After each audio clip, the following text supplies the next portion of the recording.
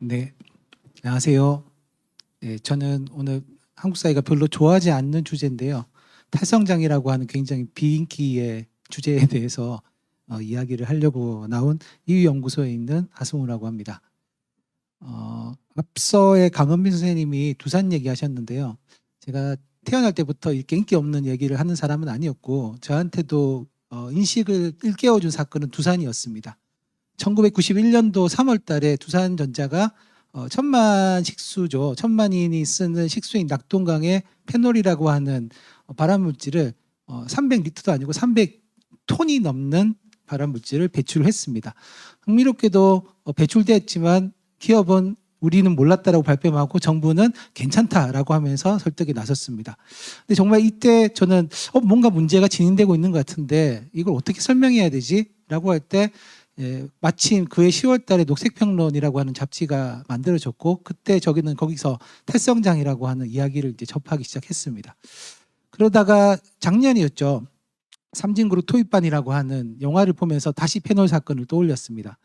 영화의 배경은 1995년인데 사실 처음에 배출됐던 페놀 사건이 있었던 91년과 지금 30년이 지난 지금을 비교해 보면 한국 사회가 얼마나 많이 바뀌었을까? 정말 사람들은 생태계가 파괴되고 있다라고 하는 것을 정말 몸으로 느끼고 있을까? 라는 고민을 하게 됩니다. 조금 더 사람들이 위기로 많이 느꼈을 상황은 아마 저는 이 국가부도의 날이라고 하는 그러니까 97년이었죠. 외환부도라는 사태가 아마 한국 사회에서 위기라고 하는 것들을 더 인식하게 됐던 사건이 아닐까라고 생각을 합니다. 영화인 국가부도의 날도 있지만 실제로 이 영화가 현실을 바탕으로 만들었죠. 국가부도의 사태 때 모두가 다 같이 힘들었던 게 아니라 누군가는 그 위기를 이용해서 엄청난 돈을 벌었고 정부의 관리는 그 위기를 이용해서 노동자들을 탄압하는 법률들을 통과시키기도 했습니다. 그때 정부가 어떤 얘기를 했으면 이렇게 얘기했죠. 1996년에 한국이 OECD 가입국이 되면서 이제 우리도 선진국이다. 선진국이 무슨 경제 위기냐 이런 얘기를 했다가 사실은 정부가 나중에 외환위기를 선포하면서 굉장히 많은 서민들이 피해를 보기도 했습니다. 사실 저는 이건 지금도 비슷하다고 생각합니다. 한국은 기후위기는 없다라고 안 올 것처럼 얘기를 하고 있고 우리는 충실히 이미 이행을 하고 있다라고 얘기합니다. 앞서 IMF 사태와 비슷한 느낌을 갖게 되죠. 우리는 똑같이 위기라고 하는데 분명 누군가한테는 이게 위기가 아니라 기회일 수도 있고요.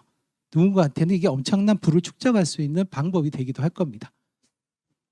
또 우리가 한번 위기를 겪었던 적은 2007년, 2008년이죠. 미국에서 일종의 모기지론 사태가 벌어지게 되면서 전 세계적인 경제 위기가 옵니다. 여기 보시면 한국도 그래서 보시면 2007년도, 8년도 지나면서 성장률이 뚝 떨어지게 됩니다. 작년에 있었던 코로나 팬데믹 상황에서도 전 세계는 지금 보시면 0%가 아니라 이제 0 밑으로 쭉 떨어지는 상황으로 빠지게 됩니다. 그러니까 예전에는 그 경제는 우리는 그냥 직선으로 쭉 성장할 거라고 생각했지만 실제 경제는 그렇게 성장할 법이 없죠. 올라갔다가 내려왔다가 올라갔다 내려왔다 하는데 지금은 어디까지 내려가냐면 마이너스까지로 내려가고 있습니다. 근데 뭔가 그러면 우리가 좀 대비를 해야 될 텐데 한국 사회는 정말 대비를 하고 있을까? 저는 나 혼자라도 살아야 되겠다라는 생각을 하면서 2013년도에 가족들과 같이 이제 충청북도로 이주를 했습니다. 수도권은 왠지 위험해 이러면서 이주를 했죠. 근데 이 사진은 뭐냐면 2018년도에 그때 지방 소멸론 이런 얘기가 막 퍼지면서 인터뷰하였던 시사인 기자가 이제 찍어준 사진입니다. 그러니까 저는 이주를 해서 뭔가 대안을 도모하려고 했는데 2018년도부터는 지방 소멸론이라는 얘기가 퍼지기 시작했고요. 2019년도에는 수도권 인구가 처음으로 전체 인구의 절반을 넘어섭니다. 그러면서 지방은 더욱더 심각한 지방 소멸론이 퍼지기 시작을 한 거죠. 사람들이 수도권으로 오는 이유는 단순하다고 생각합니다. 학교와 일자리와 문화와 이곳에서 뭔가를 할 수 있는 기반이 있는 거죠. 반대로 비수도권 지역에는 일자리도 없고 병원도 없고 일종의 사회가 유지될 수 있는 기본적인 바탕이 붕괴를 하고 있습니다. 사실 저는 지방 소멸론 얘기를 굉장히 불편합니다. 왜냐하면 지방 소멸론은 마치 우리가 공터 보면서 저기다 건물 하나 지어야 되겠다 이렇게 말하지만 사실 그 공터는 빈 땅이 아니라 굉장히 다양한 생명체가 살고 있는 땅입니다. 지방 소멸도 비슷하게 굉장히 이미 아직 인구의 절반이 살고 있는데 그런 얘기를 하는 거죠. 너희는 다 소멸할 거야. 근데 거기도 사람이 살고 있고 대안을 모색하고 있습니다. 사실 저는 기후위기를 생각하면 수도권이 나을까 비수도권이 나을까? 저는 비수도권이 조금 더 평등하고 조금 더 자급할 수 있는 기반이 있다고 생각을 합니다. 사실 이런 이야기를 하는 책들은 굉장히 많이 나왔다고 생각합니다. 한국 사회에도 이미 번역이 돼서 뭐 탈성장 사회, 탈성장 개념어 사전 이런 여러 가지 책들이 있었고, 이런 책들이 나오게 된 거는 뭔가 지금 이대로 가면 되게 위험하다라고 하는 인식이 있었기 때문에 이런 책들이 나왔다고 생각합니다. 그리고 최근 올해에는 뭐 이렇게 제가 이 자리에 서게 된 게 저 탈성장 좀 하는 10대라는 책을 제가 쓰기도 했고요. 미래를 위한 새로운 생각, 디고로스, 저것으로 풍요롭다, 지속 불가능 자본주의라는 책들이 올해도 계속 나왔습니다. 이런 책들이 계속 나오는 이유는 탈성장에 대한 논의가 더 필요해서 그런 부분도 있지만, 제가 볼 때는 위기가 더 심각해졌기 때문에 그런 부분도 있다라고 생각합니다. 그러니까 더 이상 성장이라고 하는 것들에 대해서 조금씩 회의적인 기운들이 퍼지고 있는 거죠. 이 여러 가지 책들이 있지만 이 여러 가지 책에서 공통되게 주장하는 메시지는 저는 하나라고 생각합니다. 자본주의 경제 성장과 불평등, 생태계 파괴는 분리될 수 없는 사안이고 한 덩어리다. 그러니까 생태계는 지키면서 경제 성장을 할래요. 생태계는 지키면서 불평등을 계속, 그러니까 이렇게 유지되는 것들이 되게 불가능한 얘기들을 일관되게 저는 하고 있다고 생각을 하고요. 그런데 한국 사회는 지금 어떻게 가고 있냐면, 여전히 우리 사회는 가장 시급한 문제를 꼽으면 첫 번째 나오는 건 일자리, 두 번째는 고령화입니다. 심각한 문제긴 합니다. 그런데 지금 기후위기 상황에서도 지금 우리가 이 문제가 마치 기후위기가 무관한 것처럼, 아까 말씀드린 대로 성장과 불평등과 생태계 파괴는 한 덩어리인데 무관한 문제처럼 논의가 되고 있는 것 같고요. 특히 이런 무관한 문제 속에서 한국은 계속 기후위기에 대응한다라고 하는 압박을 받으니까 만든 법이 기후위기 대응을 위한 탄소중립 녹색성장 기본법입니다. 짬짜면 같은 느낌입니다. 두 가지가 같이 당길 수 없는데 그냥 한국은 한 덩어리로 그냥 배달 서비스를 한 느낌을 받게 됩니다. 근데 이렇게 해서는 정말 한국이 기후위기를 대응할 수 있을까? 앞서 탈성장에 대한 이런저런 이야기들이 있었지만 정말 한국은 위기 상황을, 그러니까 한편에서는 기후위기에 대응해야 될 것이고 한편에서는 제가 볼 때는 적응도 해야 될 텐데요. 그냥 이미 진행 중이기 때문에 그런 문제들에 좀 진지한 고민이 필요한데, 여전히 우리는 일자리 중심의 논의를 가지고 있고요. 안타깝게도 제가 볼 때는 사회운동도 여전히 일자리 중심의 논의틀을 가지고 있지 않을까라는 생각이 듭니다. 가령 뭐 민주노총 같은 경우에도 지금 정의로운 전환 이런 것들을 굉장히 주장하고 있는데, 어쨌든 첫 번째 구호는 일자리 보장이라고 저는 생각합니다. 여기도 이 동영상에도 보면 국가가 실제로 국민의 생활을 책임져야 된다라고 하는 말은 맞는데, 그럼 국민의 생활을 책임진다고 할 때 그 생활은 일자리가 핵심일까?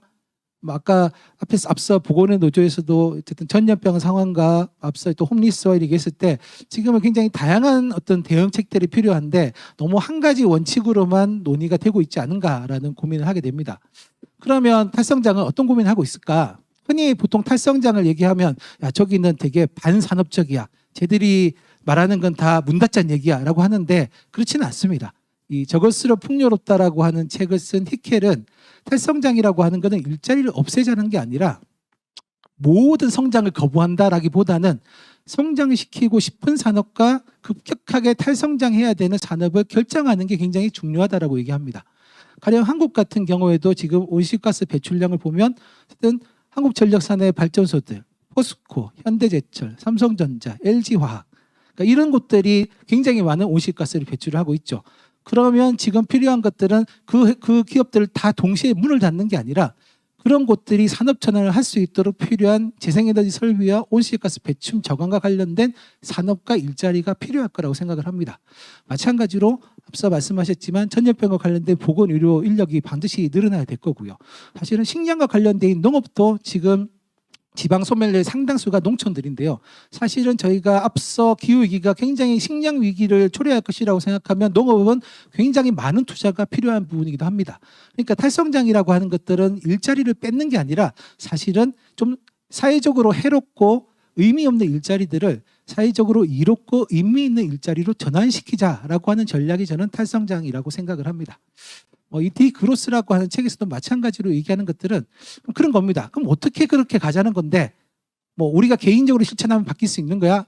그런 것보다는 탈성장의 전략은 일종의 혼자서 감당할 수 없는 위기들을 같이 감당해 보자는 거고, 그러려면 공동체라고 하는 것들이 필요하다라고 얘기를 합니다. 근데 그렇게 하면 또 사람들 많이 생각합니다. 공동체가 어디 있는데?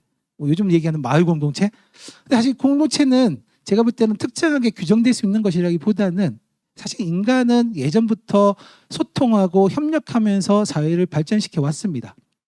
활성장이라고 하는 것도 뭐 아주 구체적인 청사진과 모델을 따라가는 것이라기보다는 우리가 어떤 사회에 살고자 하는지를 하나씩 찾아가는 과정인 거고, 사실 우리가 탈성장을 너무 추상적인 것으로만 여기기 때문에 제가 볼 때는 오히려 더 멀게 느껴지는 부분도 있습니다.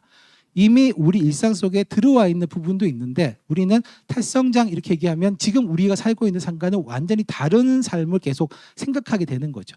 그래서 그런 것들이 아니라 우리 일상 속에서 어떻게 하나씩 같이 고민하고 소통하고 협력할 수 있는 틀을 만들어 갈 거냐. 특히 디그로스 책에서는 그런 부분들이 바로 요즘 얘기하는 커먼스나 공유지라고 얘기합니다. 같이 쓰고 나눠 쓸 수 있는 것들이 우리한테 필요하다라고 많이 강조를 하고요. 요즘 주사일제 노동제 이런 얘기들이 되고 있는데, 사실은 며칠 일하는 것보다는 어떻게 적정한 임금과 필요한 공공 서비스를 확충할 거냐, 어떻게 충분한 휴식을 보장할 거냐, 어떻게 적정한 주거를 보장할 거냐, 그런 게 저는 사실 훨씬 더 중요한 문제라고 생각합니다.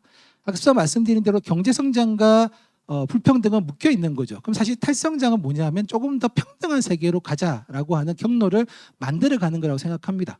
특정한 사람들이 혼자 쓰고 있는 에너지가 아니라 모두가 좀 더 에너지를 나눠 쓰고 고쳐 쓸 수 있다라면은 조금 더 평등하게 우리가 살 수 있을 거라고 하는 기대치를 가지게 되는 거죠. 그리고 노동 시간을 조금 더 줄이고 삶을 즐길 수 있는 방법을 개인적인 선택이 아니라 그것을 할 수 있는 사회 시스템을 만들어 주는 거죠. 그러니까 의미 있는 삶을 살려면 그냥 알아서 의미 있게 사는 게 아니라 그 삶을 살 수 있는 주요한 공공 시설들이 좀 필요하다고 생각합니다.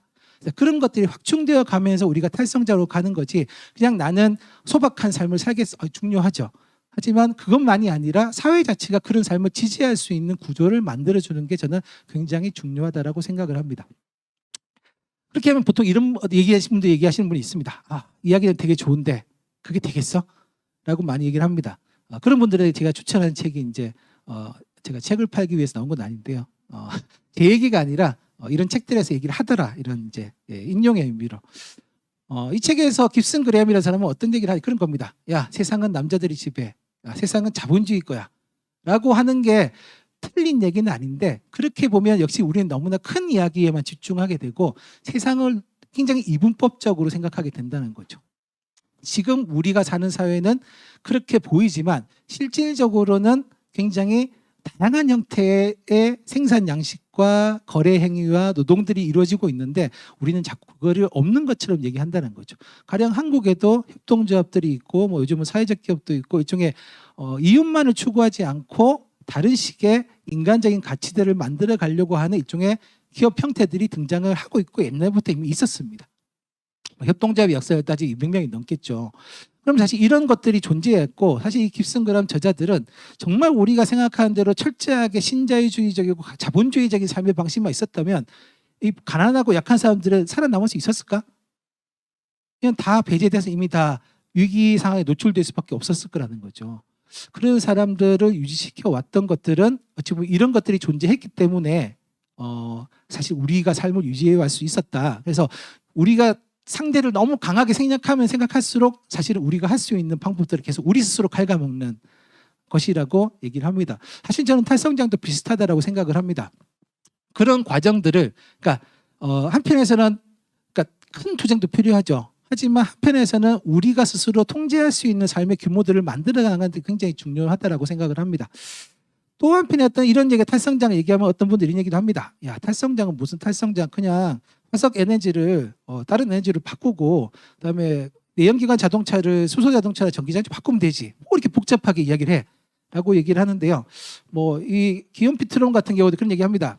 최근 저희가 보면 요소수에 갑자기 전 국민이 꽂혀 있는데요. 어쨌든 요소수도 결국 그겁니다. 한국에서 생산되지 않는 것들을 수입에 의존하고 있었는데 이제 그 수입이 중단됐을 경우에 어떻게 할 거냐. 사실은 그린 뉴딜이라고 말하고 있는 태양광 패널이라든지 풍력 발전이라든지 이런 데 쓰는 자기장치, 자동차 배터리에 쓰이는 흔히 툼 계열들이 있습니다. 리튬 뭐 이런 툼 계열의 금속들은 굉장히 희귀한 금속이고, 사실 이 희귀한 금속들을 주로 생산하는 생산지들이 중국입니다. 중국이 그래서 이 희귀 금속들을 열심히 지금 채굴을 하느라고 굉장히 땅과 물이 엄청나게 오염되고 있습니다. 그러면 우리는 그냥 그린 뉴딜을 하면 세상이 바뀔 거라고 생각하지만 진짜 그럴까? 어찌 보면 저는 그게 일종의 그린워싱이라고 생각합니다. 우리는 안전하고 좋은 거 쓰고 결국 그것들을 다른 나라나 다른 사람들한테 이전하는 거죠. 저는 그런 방식으로는 사회가 바뀌지 않을 거라고 생각합니다. 그거는 그냥 자본주의 경제 성장이 조금 다른 방식으로 틀어놓은 거에 불과하다고 생각을 하고요. 그래서 어떤 면에서는 탈성장은 줄이는 거라고 생각합니다. 그러니까 계속 늘어나고 성장할 게 아니라 어떻게 줄일 건가를 고민하는 게 되게 필요하고요. 제가 부탄의 국민 체격복 지수를 좋아하는 건 아닌데 국민 초행복 지수에 이런 얘기가 있습니다. 33개의 지표를 가지고 행복을 측정합니다. 경제 성장 1인당 그 생산액 같은 게 또 물론 중요한 지표이긴 합니다. 하지만 그 중에 한 개의 지표이고요. 그건 아시나요? 한국이 OECD 국가 중에서 수면 시간이 가장 부족한 나라로 꼽힙니다. 좀 여기 보시면 수면 시장도 중요한 지표고요. 소속감도 되게 중요하고 정신건강도 중요한 지표입니다. 그러니까 행복을 체감하는 지표는 굉장히 다양한데 우리는 지금까지 계속 경제 하나로 특히 GNP 하나로 그걸 측정하도록 강요받아 온 거죠. 그래서 탈성장은 좀 그런 강압된 삶에서 벗어나서 미래에 저당 잡힌 삶에서 벗어나서 어떻게 우리의 삶을 만들어 갈 것인가에 대한 고민을 시작하는 과정이 아닐까 생각합니다. 네, 고맙습니다.